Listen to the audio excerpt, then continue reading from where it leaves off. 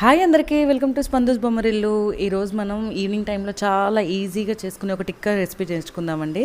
అది చిలకడ దుంపతోని. అవునండి, మీరు విన్న నిజమే. స్వీట్ పొటాటోస్తోని మనం ఎప్పుడు రెగ్యులర్గా ఉడకబెట్టుకొని లేదా స్వీట్ చేసుకునేలా కాకుండా ఒకసారి టిక్కా ట్రై చేయండి, ఎంత బాగుంటుందో. ముందుగా నేను ఒక 2 చిలకడ దుంపలు తీసుకొని వాటిని క్లీన్ చేసుకొని ఇలా పెద్ద సైజు ముక్కలుగా తీసుకుంటున్నానండి. చాలా క్లీన్ చేసేసుకొని తీసుకోవాలి. అండ్ చాలా ఈజీ, వితిన్ 10 మినిట్స్లో ఇది రెడీ అయిపోతుందండి రెసిపీ అనేది.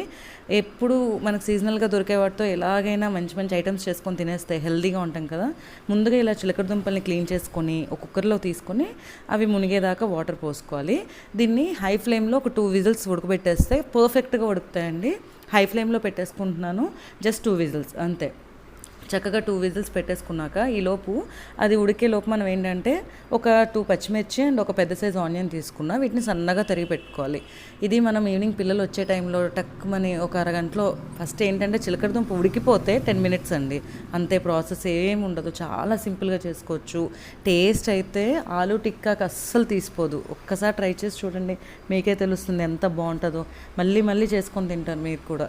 ఫస్ట్ ఇలా ఆనియన్ని అండ్ పచ్చిమిర్చిని కట్ చేసి పెట్టుకోవాలి, సన్నగా తరిగిన ఆనియన్స్, చాలా బాగుంటుందండి. ఇప్పుడు చిలకడ దుంపలు ఉడికిపోయాక నేను కొంచెం పక్కన పెట్టుకున్నాను చల్లగవడానికి. చల్లగా అయిపోయాక దాన్ని మొత్తం పీల్ చేసేస్తున్నాను అనమాట. పొట్టు తీసేసుకోవాలి. అన్నిటికీ ఇలాగే చేసుకోవాలండి. మొత్తం ఒక 2 మినిట్స్ మనం కష్టపడితే మంచి రెసిపీ మీ ఇంట్లో ఉంటుంది. మీ వాళ్ళందరూ మెచ్చుకుంటారు. ట్రై చేయండి ఇలా ఒక్కసారి.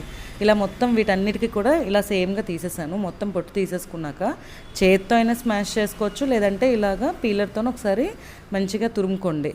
అంటే చేత్తో స్మాష్ చేస్తే అక్కడక్కడ చిన్నగా ఉండలుగా ఉంటాయి కదా అని చెప్పి నేను ఇలా చేస్తున్నాను అనమాట. ఒక 1 మినిట్లో అయిపోతుందండి, ఎందుకంటే బాగా మెత్తగా ఉడికిపోయింది.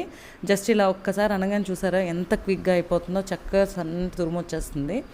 తురుముకొని మిగిలినవన్నీ కూడా ఇలాగే తురుముకోవాలండి. పొడి పొడిలాడుతూ వస్తుంది చూసారా, ఒక్క సెకండ్లో అయిపోయింది మీరు చూస్తూ ఉండగానే. ఇలా మొత్తం అంతా చేసేసుకున్నాను.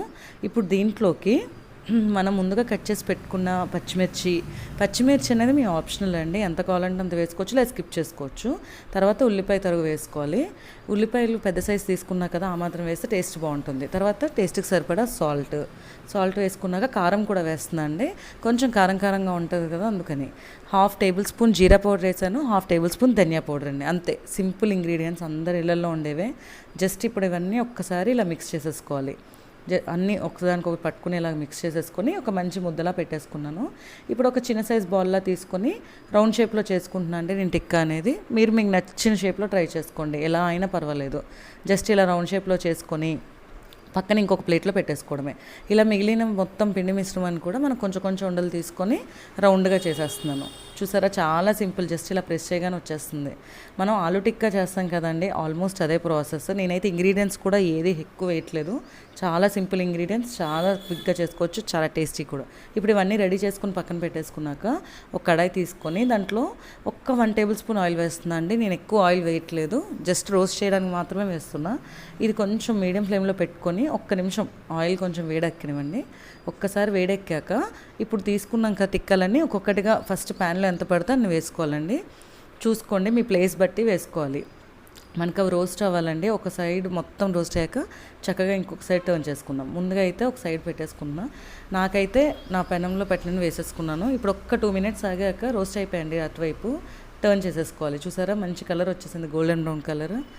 ఇప్పుడు ఇంకొక సైడ్ కూడా టర్న్ చేసేసుకుందాం. చక్కగా అన్నీ ఒకదాని తర్వాత ఒకటి మెల్లగా తిప్పుకోండి. కొంచెం టిక్కాస్ కదా, సాఫ్ట్గా ఉంటాయి. బట్ మొత్తం ఈ టేస్ట్ అయితే ఎలా ఉంటుందంటే చేసి తినండి, అప్పుడే మీకు అర్థమవుతుంది. చాలా యమ్మీ అంటారు. మీరు మీ ఫ్యామిలీతో ఇలా ఒక్కసారి ట్రై చేసి ఎలా ఉందో కామెంట్ చేసేయండి. Thanks for watching my video. Please subscribe my channel. Bye.